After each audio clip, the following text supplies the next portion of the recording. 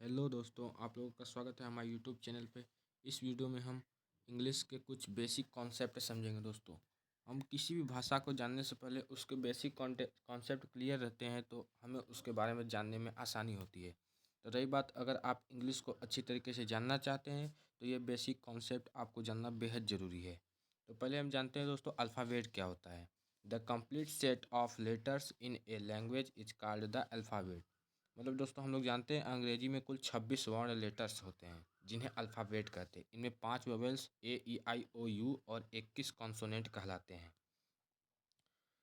मतलब कहने का दोस्तों, अल्फ़ाबेट जो होता है वह ABCD ही होता है, जो 26 है उन्हीं को अल्फ़ाबेट कहते हैं। दूसरा दोस्तों है कि लेटर्स। लेटर्स क्या होता है दोस्तों? हिंदी भाषा में जिन्हें हम वर्ण कहते हैं वे अंग्रेजी भाषा में लेटर्स कहलाते हैं। ये लेटर्स दो भागों में बांटे जा सकते हैं।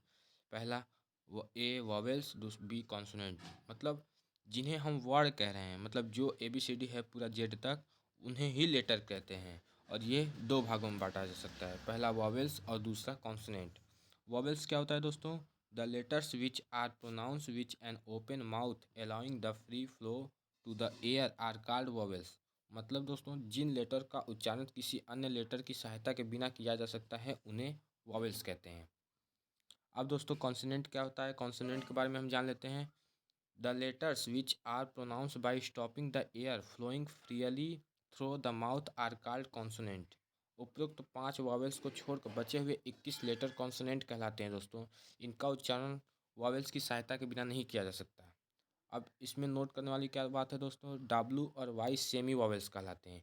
ये स्थिति के अनुसार वॉवेल्स और कॉन्सोनेंट दोनों का ही प्रयोग किया जाता है। तीसरा क्या दोस्तों, वर्ड। वर्ड क्या होता है? Any meaningful combination of letters signifying an object, an action और ए मॉडिफाइंग और qualifying expression is called a word. मतलब लेटर्स को आपस में मिलाकर रखने लिखने से जब उस अक्षर समूह का कोई अर्थ बनता है तो उसे शब्द वर्ड कहते हैं। एक वर्ड के लिए कम से कम एक वॉवेल्स और एक कॉन्सोनेंट का होना आवश्यक है। यदि वॉवेल्स ना हो तो उसकी ध्वनि वाला कॉन्सोनेंट होना चाहिए, जैसे boy, cat, school, man, etc। Exception, अपवाद क्या है दोस्तों? A I O जैसे वर्ड्स में एक ही लेटर है जो इस नियम के एक्सेप्शन है। एक्सेप्शन मतलब दोस्तों अपवाद होता है। अब चौथा क्या है दोस्तों, वोकैबुलरी। वोकैबुलरी क्या होता है दोस्तों? The stock of word in a language is known as the vocabulary. मतलब किसी भाषा के शब्दों के भंडार को वोकैबुलरी कहते हैं। पांचवा क्या है दोस्तों, सिलेबस। सिलेबल्स, किसी वर्ड का उच्चारण करने में उस वर्ड का जितना भाग एक बार में बोला जाता है उसे सिलेबल कहते हैं। एक वर्ड में एक या अधिक सिलेबल हो सकते हैं, जैसे पहला एक सिलेबल यू गो, दूसरा 2 सिलेबल्स फा देयर, तीसरा है वाटर। तीसरा क्या है दोस्तों, 2 से अधिक सिलेबल्स, जैसे ब्यूटीफुल, पॉसिबिलिटी।